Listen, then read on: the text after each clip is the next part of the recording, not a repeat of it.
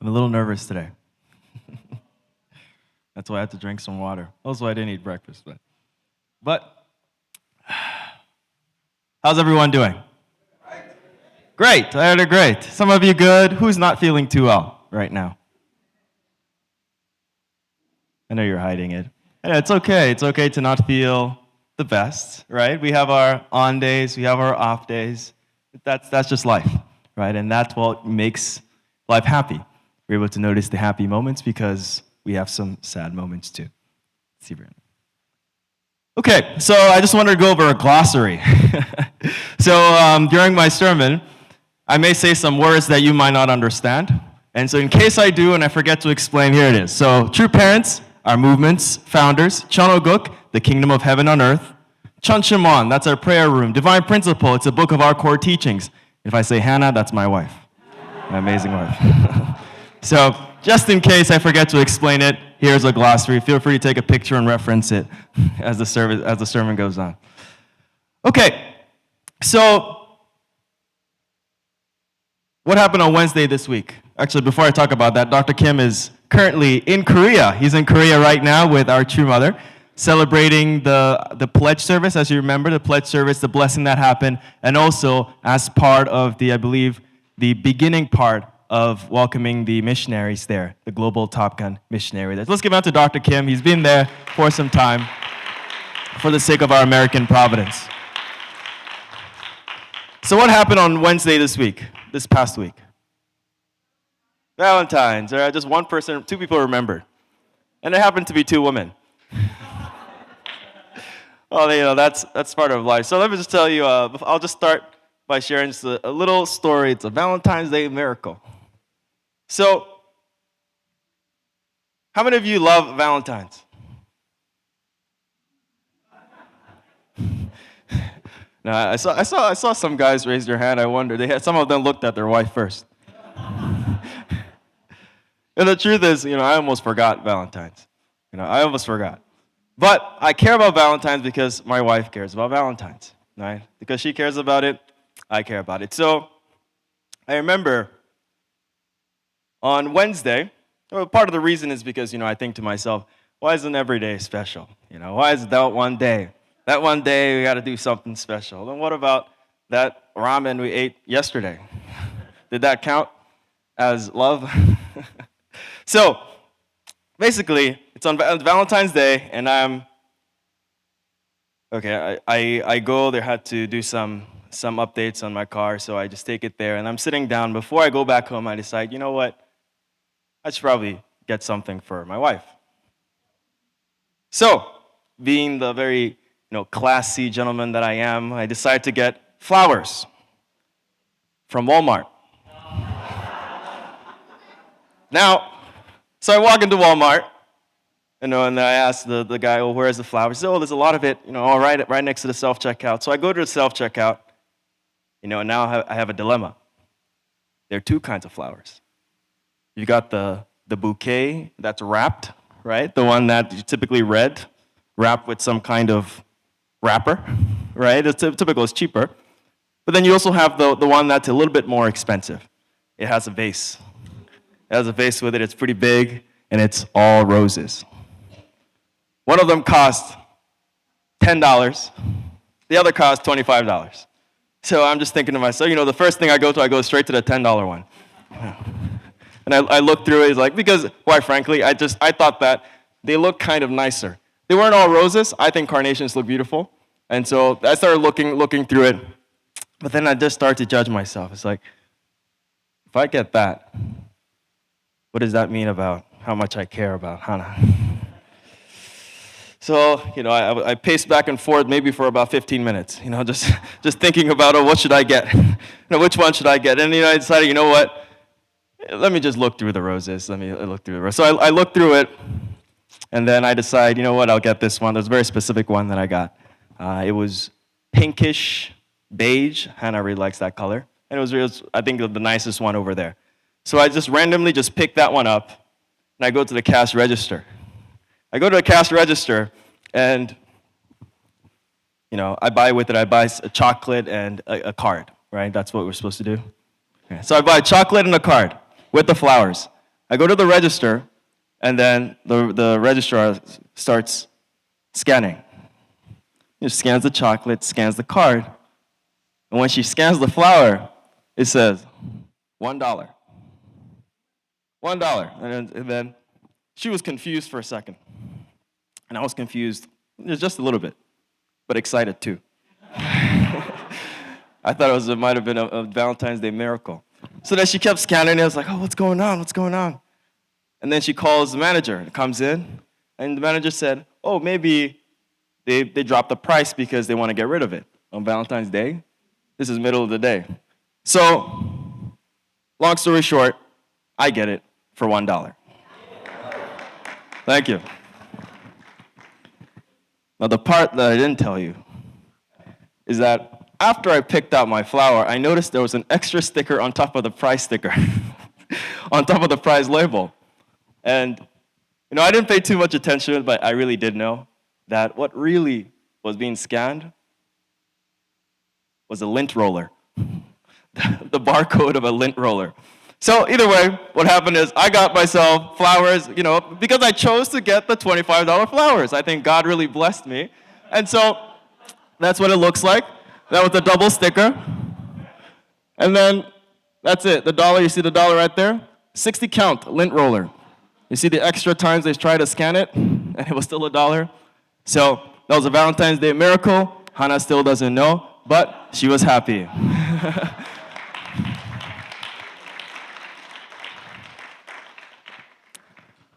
So today my sermon is going to be on understanding love.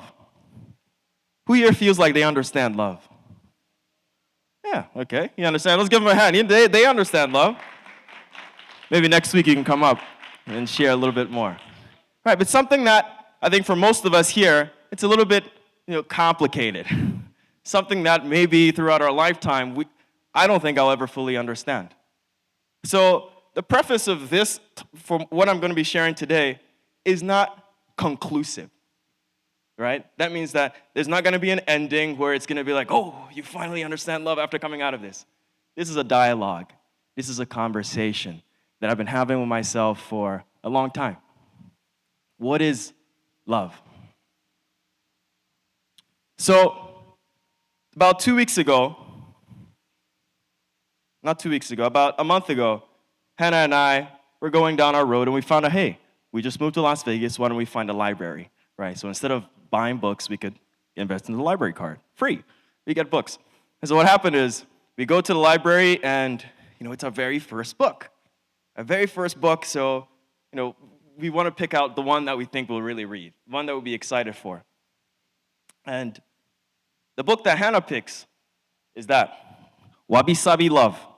You can't read it, but it says, The Ancient Art of Finding Love in Imperfect Relationships. So, of course, I'm not the expert here at love. And then the book I get, Steve Jobs. It goes to show you how much I love her, don't worry, I do, I really do. But it's just in a different way, right? It's a different way. I don't read book. I do read. Okay. Let me not talk about that. But case in point is that I did take a glimpse at a few pages of it yesterday, and then it's very, very practical, very, very practical advice for love, right? One example of the page that I randomly flipped to was it says give each other nicknames, specifically around the point of contention in your relationship.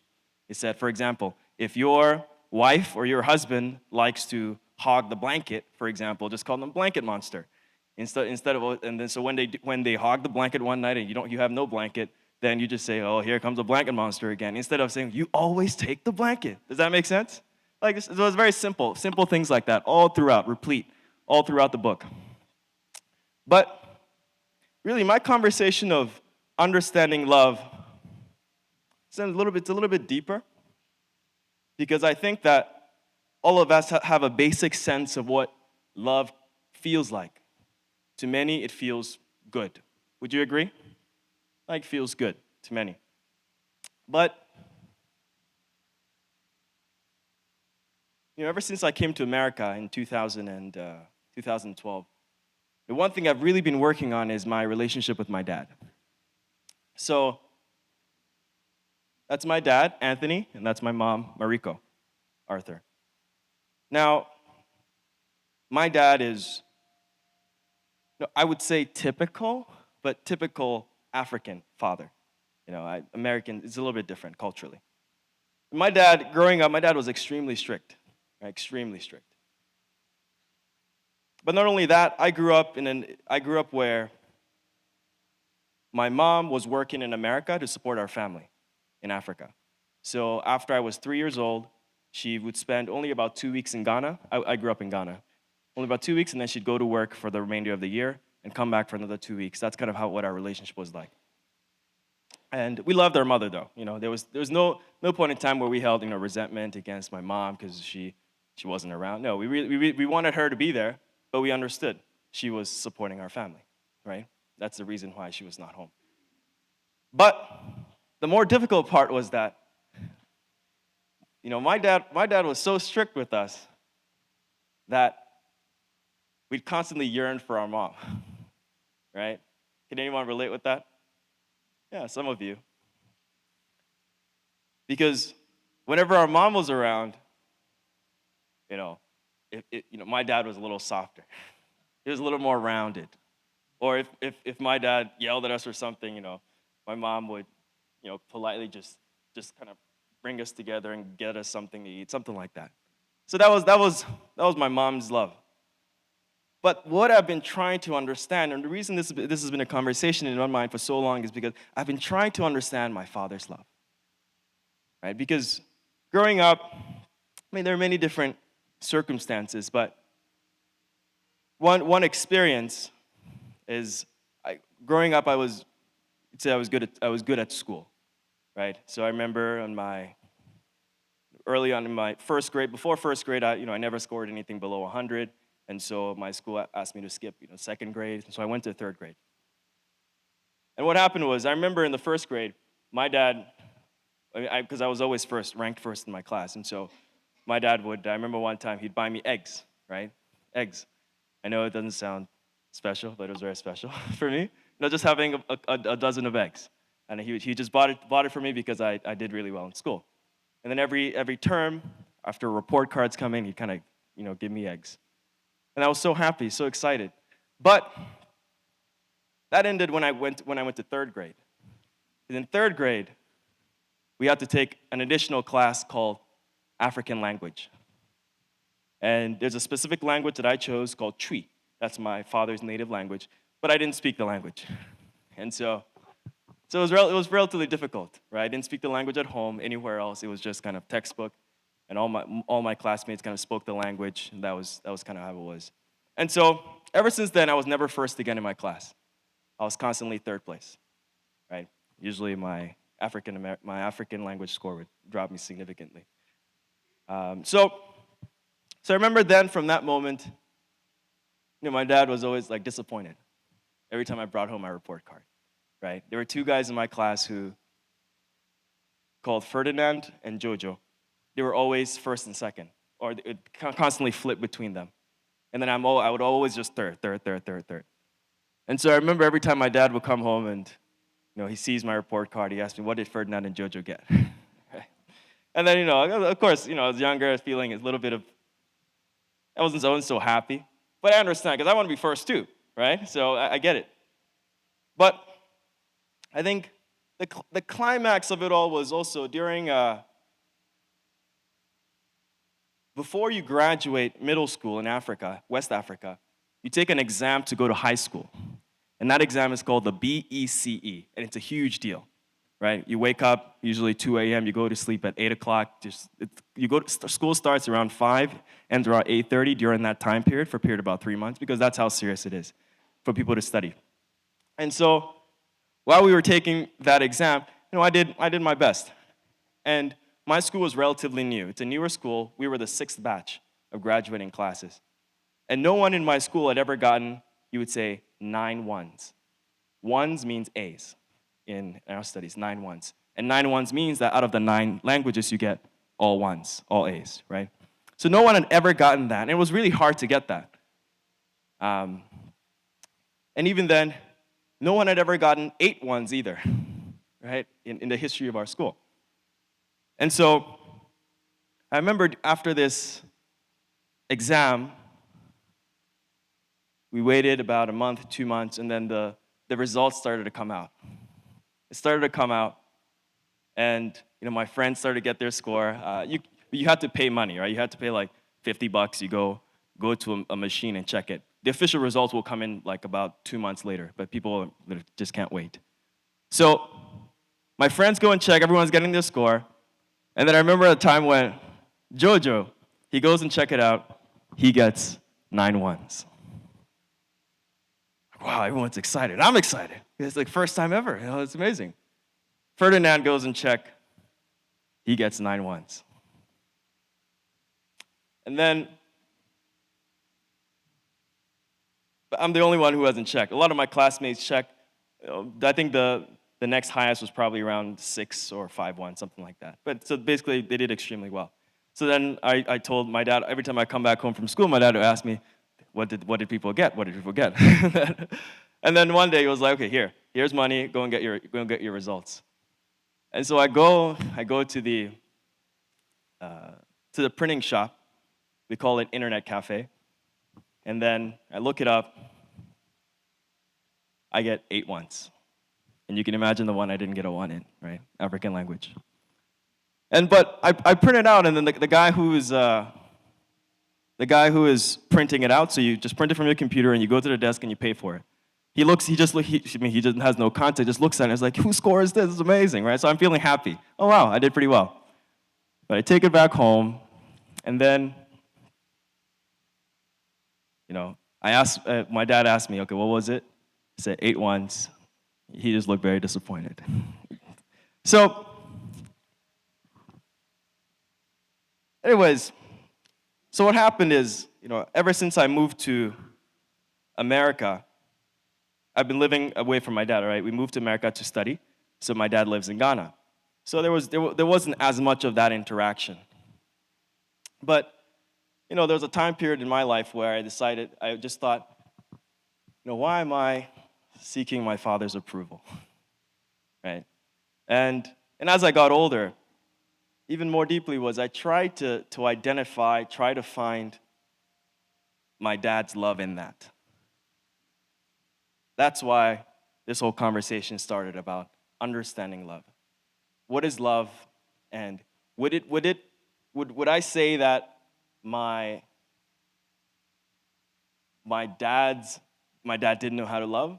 If you ask me today, absolutely no. He knew. There's just something that I wasn't noticing. So, as many of you know, love comes in many different shapes and sizes. And that's what I'd like to talk about today. So, what is love? Can anyone throw something out there? What is love to you? Yes. Compassion. Let's give him a hand. Yes, compassion. Anyone else? What is love? Just one more person. Go ahead. Unconditional. Let's give her a hand. Yeah. So these are definitions of love that we come to understand. Of course, love is not defined by just one thing, but it helps us understand what love could be like. So if you look at the Merriam-Webster dictionary, it describes love, the noun version, an unselfish, loyal, and benevolent concern for the good of another. Is this a good definition? Yeah, it's pretty good, right? And the verb means to hold dear, to cherish.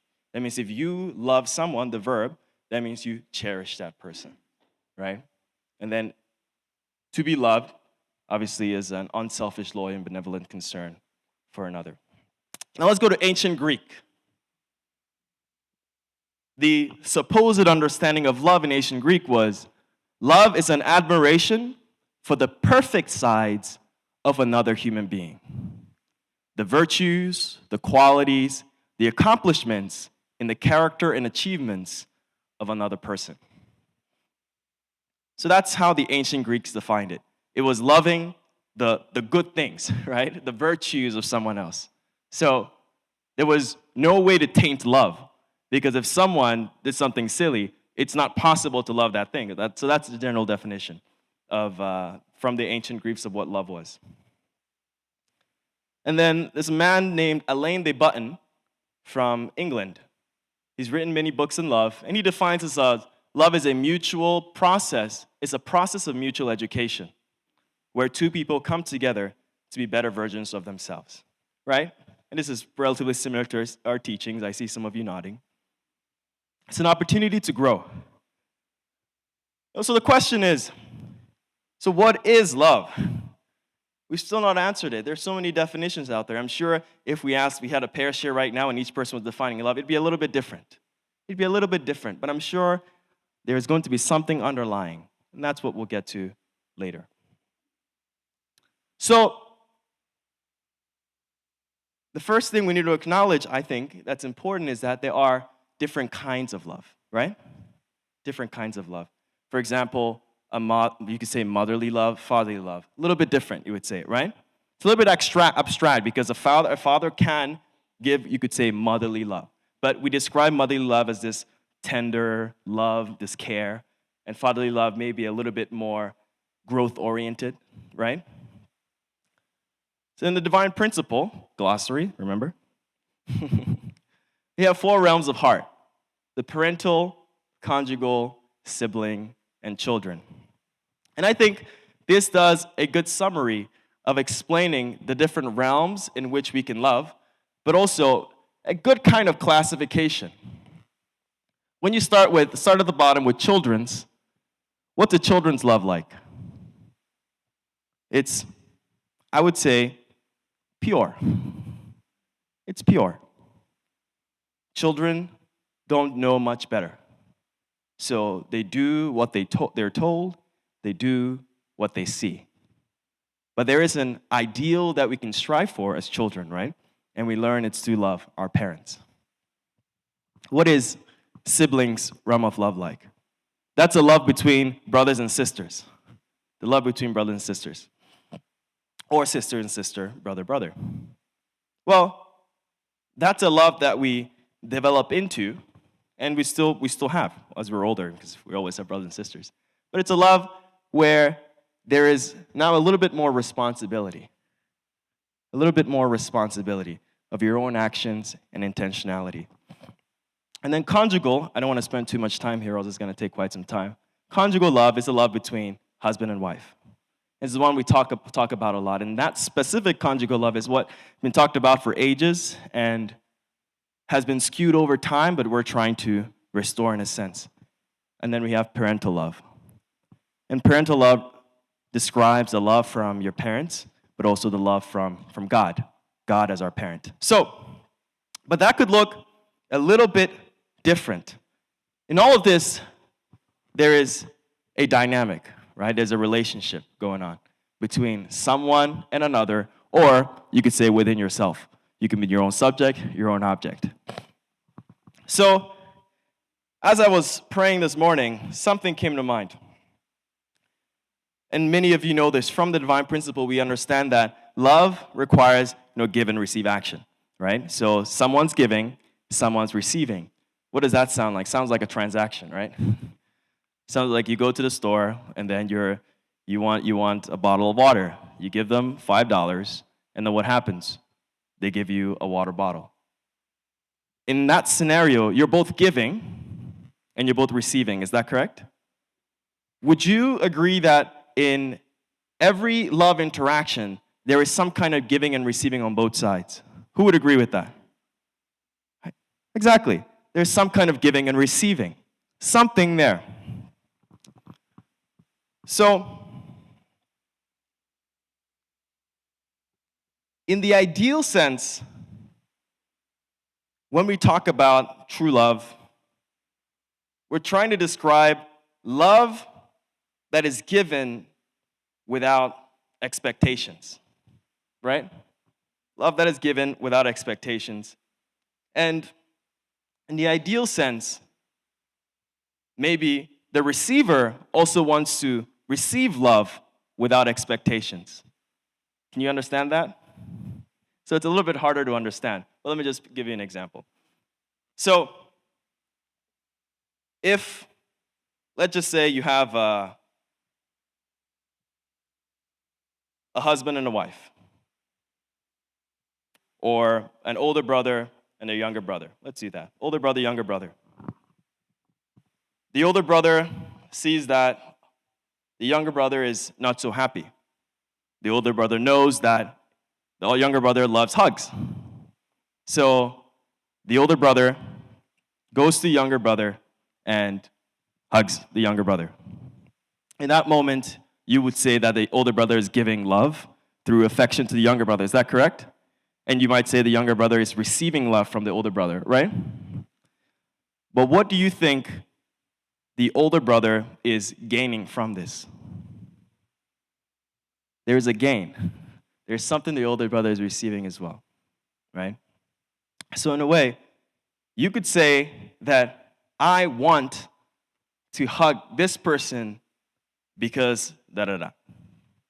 And in the very nature of I want almost has expectation tied to it. Because if you hugged him and he never stopped crying, he doesn't love it, would you do it? Would you do it? No. If you continue to, let's say you want to feed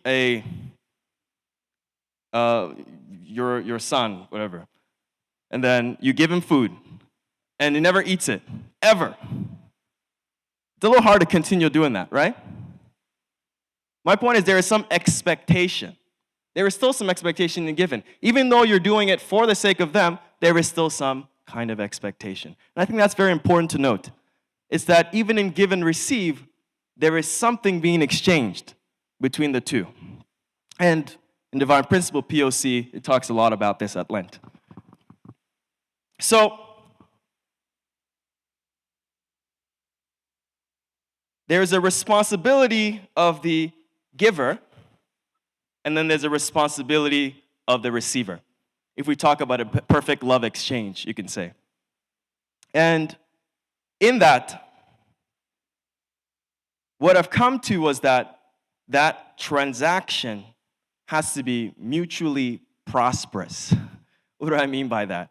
It means that both sides need to have something to gain within that, I don't like to call it transaction. Well, any better word for that? Exchange? Interaction, exchange, right? So there has to be something there. And I'm getting to something here. Specifically around, do you think that love can be cruel? Yeah? In what way? In what way can love be cruel? When it's not reciprocated. Hey, great job. Let's give her a hand.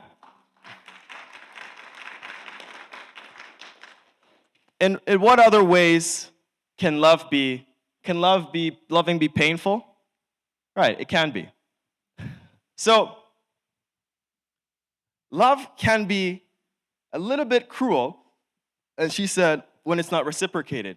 For example, I remember when I must have been 4 years old. 4 years old, my dad took me to nursery school. It was the first time, I spent most of my time with my dad or my mom, and then it's kind of the first time I'm away from their arms, right? Just going off doing my own thing. So he took me to nursery school. I get in there. In Africa, we have nursery 1, 2, 3, then kindergarten. So I go to nursery 2, and he leaves me with the teacher and a bunch of students. And the first thing they asked me to do is, so every kid is asked to take off their uniform, and you're in your singlet. We call it singlet. That's wife beaters, right? Just so you don't soil your clothes, you don't get it dirty. So okay, I'm in my singlets and my pants, and the whole time I can still remember it today. I'm very nervous. Like, oh my God, I don't know these people. So I decide to do what every kid would do. I ran away. So I ran out of class, and I couldn't get out of the gate because it's locked, and what I understand now to be the 3rd grade class. So I ran out, went to 3rd grade class, and then I just hid under somebody's table. And mind you, all the students are in their class, and then some random kid just ran in there on the table. And the teacher sees me, and the teacher gives me a toy that had been confiscated from one of the students who was playing with it. He gave me a little toy. And then not too long after, maybe about 30 seconds later, my nursery teacher comes and runs and grabs me, and then it goes back to nursery school. And I was crying the whole time. Just crying. I remember that day so vividly.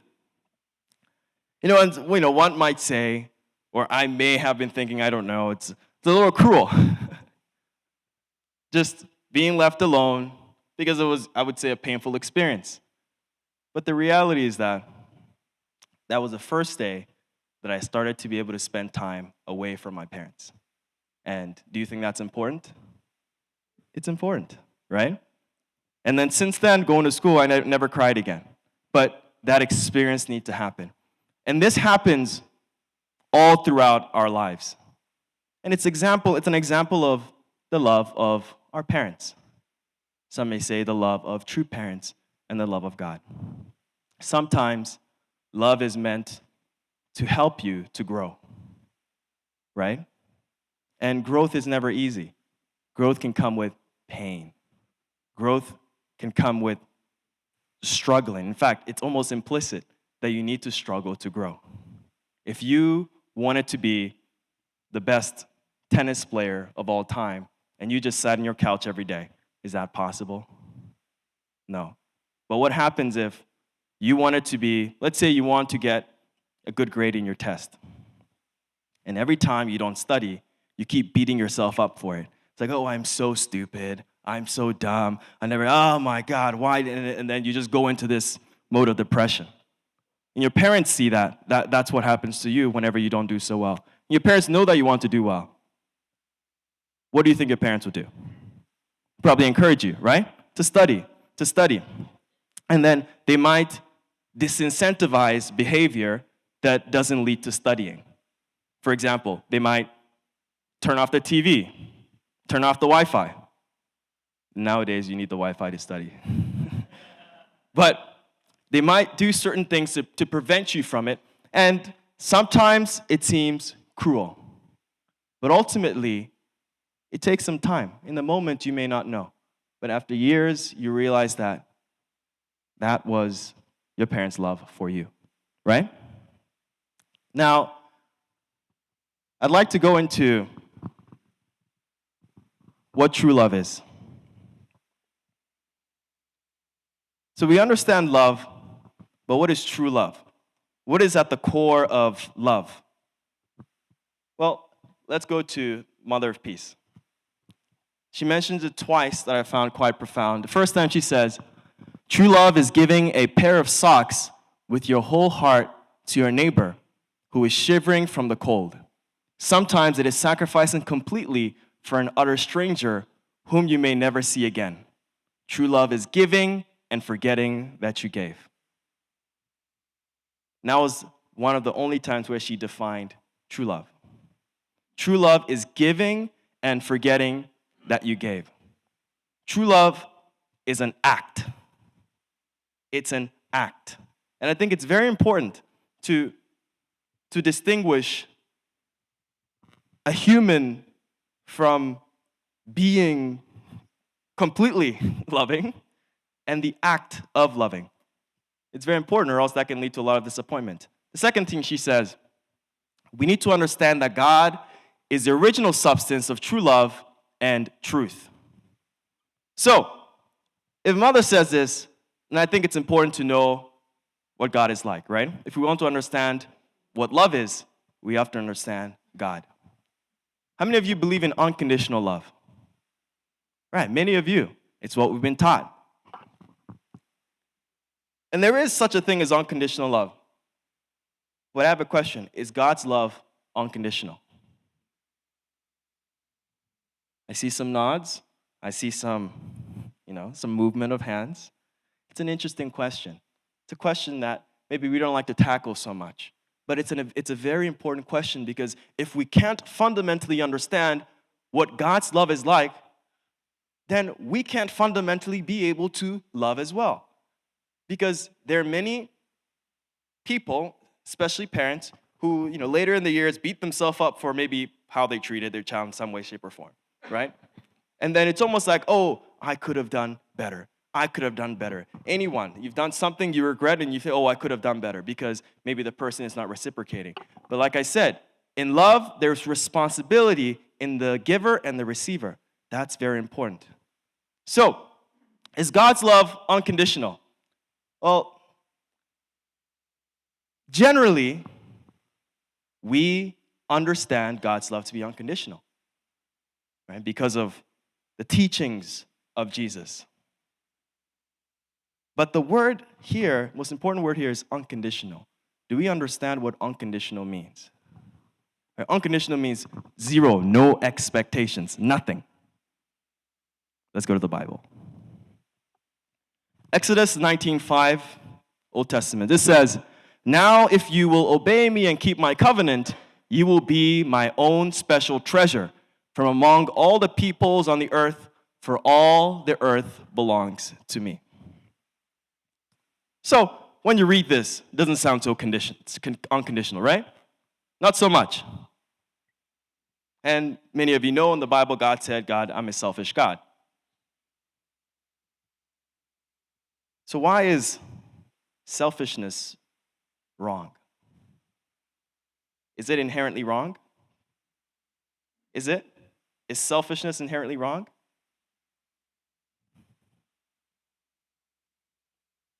I wouldn't say so. So, here, you wouldn't necessarily say that's God's unconditional love. So there are many theologians who have tried to define the love of God. And one such person is R.C. Sproul. He says there are three kinds of love. He says God's love of benevolence. So that's God has a goodwill towards everyone. God has a goodwill towards everyone, which is nothing but the best for everyone. And he describes the second part as the beneficent love of God. So people who are saved or sinners, God gives benefits to believers and non-believers. Lets the rain pour on you. You get air to breathe. You get to live your life. He describes it as the second one. And then he describes the third one as the love of complacency.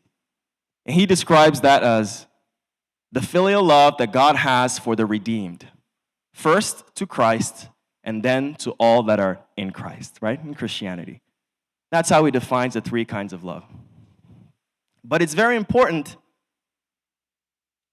to understand that this is based off of his supposition and mentioning that we need to really take a look at the definition of unconditional love. Because even in this day, we tend to beat ourselves up because we couldn't love unconditionally. We couldn't just give and give and give and give, forget that we're giving and, we couldn't. We tend to beat ourselves up a little bit. So we need to understand a little bit more what's more fundamental to love. And what I came to in prayer, mind you, all of this is a conversation that I'm having with God, just praying, trying to understand a little bit more. What became clear is God has principles that guide the universe. And mankind has responsibility.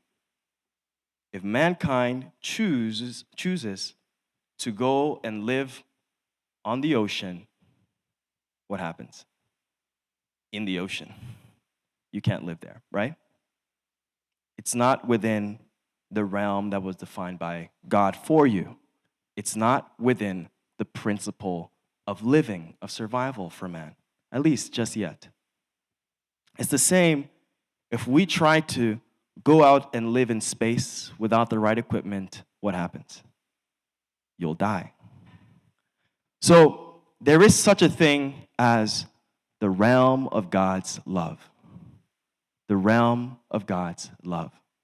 And this realm is guided by the principles that God has set for us in our life. And so, naturally, when you want to achieve something, if you want to get a good grade in a test, if you study hard, what happens? You get rewarded. It's the same for anything and everything in life. God's love can be felt within the realm that God has created us in, which is the realm of principle. And so that's very important to know. It's very important to know. Because like I said, unconditional love means giving without any expectation. And it's very hard to do that when you think of that fundamentally. When you give your child dinner, do you have expectation? Probably, right? You want them to eat the dinner. If they don't eat the dinner, it just depends on how you react. But there is some kind of expectation there. So, after going through all of this, one story that I feel really encapsulates God's love is the story of the prodigal son. Once again, the realm of God's love. As many of you know, it's a story of a son who decides that one day he wanted his share of his inheritance from his dad. And he goes out, he participates in all sorts of indulgences, he loses his money. He wastes it all away. And then what happens? He starts to wish he could feed on the food of the pigs, right? And then he realized, even my father's servants eat food better than the pigs. So he decided that he's going to go back to his dad and ask for forgiveness to even serve as a servant. And what happens when he goes back to his dad? The dad sees him at the gate, runs up to him, and embraces him. What's important to know from this story is God's love is abundant. But when the son was out there doing whatever he wanted, the dad couldn't go there and just stop him, prevent him from meeting the fate of what his lifestyle will lead him to. You could say and define it as it's not within the realm of God. And we can always choose to go to God or stay outside that realm. It's very important. But even your parents have limitations. If you go to college, you can do whatever you want. You can hurt yourself, and they will be sad that you're hurting yourself. But it's very important to note that the reason why that happens is because it's almost outside of the realm in which your parents can influence, your parents can direct. And so in the story of the prodigal son, it's very important to just remember that God's love, just like the Father, is one that always forgives. It's one that's always there for you. It's one that's ever present, ever kind, and I'll get to the virtues in just a second. So, Mother describes this once again as true love is giving a pair of socks with your whole heart to your neighbor who is shivering from the cold. Sometimes it is sacrificing completely for an utter stranger whom you may never see again. True love is giving and forgetting that you gave.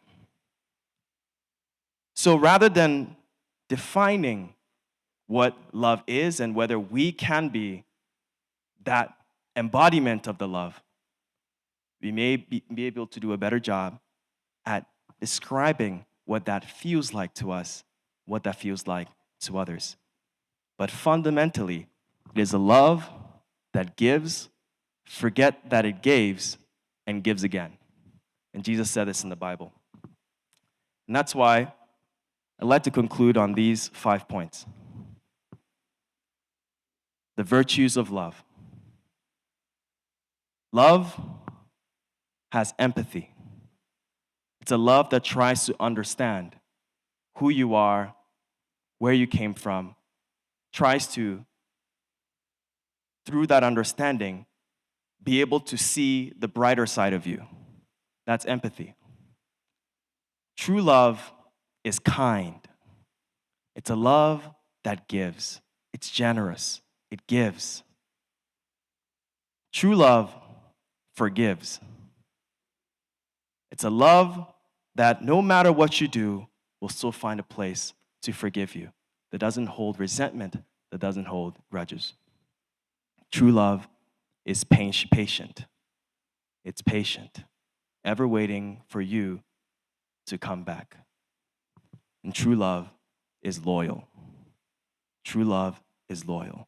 It doesn't just change, it doesn't just go away, but is there and is ever present.